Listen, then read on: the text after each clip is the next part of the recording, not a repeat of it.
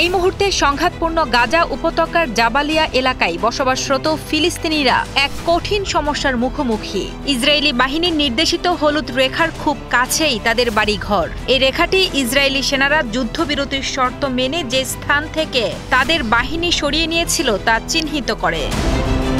ইসরায়েলের প্রতিরক্ষা মন্ত্রী গত মাসে ঘোষণা করেছিলেন যে এই হলুদ রেখাটি বাস্তবে চিহ্নিত করা হবে এবং এই রেখা অতিক্রমের কোনো চেষ্টা বা যুদ্ধবিরতির লঙ্ঘনের ঘটনা ঘটলে তার জবাব গুলি বা হামলা দিয়ে দেওয়া হবে।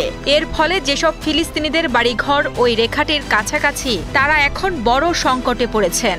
বাসিন্দারা অভিযোগ করছেন, তীব্র শীতের জন্য প্রয়োজনীয় জামা কাপড় আনতে বা অন্যান্য দরকারি জিনিসপত্র নিতেও তারা হলুদ রেখা পার হয়ে নিজেদের বাড়িতে যেতে পারছেন না। যে কোনো সময় গুলি চলার ভয়ে তারা আতঙ্কিত। হলুদ রেখার কাছাকাছি থাকা জাবালিয়ার বাসিন্দা ইউসুফ আল বারদাউইল জানান, তারা সব সময় আতঙ্কিত। 24 ঘন্টায় আমরা ভয়ে থাকি। আমাদের উপর কোয়াডকপ্টার থেকে গুলি ছোড়া হয় যাতে আমরা এলাকা থেকে পালিয়ে যেতে পারি এবং বাস্তুচ্যুত হই, কিন্তু আমাদের অন্য কোনো জায়গা নেই যেখানে আমরা যেতে পারি। তাই আমাদের এই জায়গাতে আমাদের পরিবারের সাথে থাকতে হচ্ছে।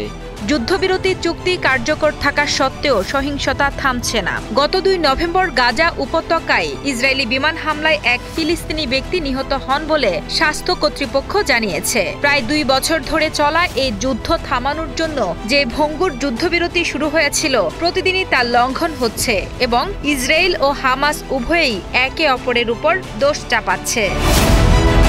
যুক্তরাষ্ট্রের প্রেসিডেন্ট ডোনাল্ড ট্রাম্পের দেওয়া 20 দফা শান্তি পরিকল্পনা নিয়েও এখনো পর্যন্ত উল্লেখযোগ্য কোনো অগ্রগতি দেখা যায়নি। এই চুক্তি কার্যকর করার পথে প্রধান বাধাগুলোর মধ্যে গুরুত্বপূর্ণ হল হামাস গোষ্ঠীর নিরস্ত্র হওয়া এবং গাজা থেকে ইসরায়েলি সেনাদের সম্পূর্ণ প্রত্যাহারের সময়সীমা। এই বাধাগুলির পার না হলে গাজা উপত্যকার পরিস্থিতি আরও জটিল হতে পারে।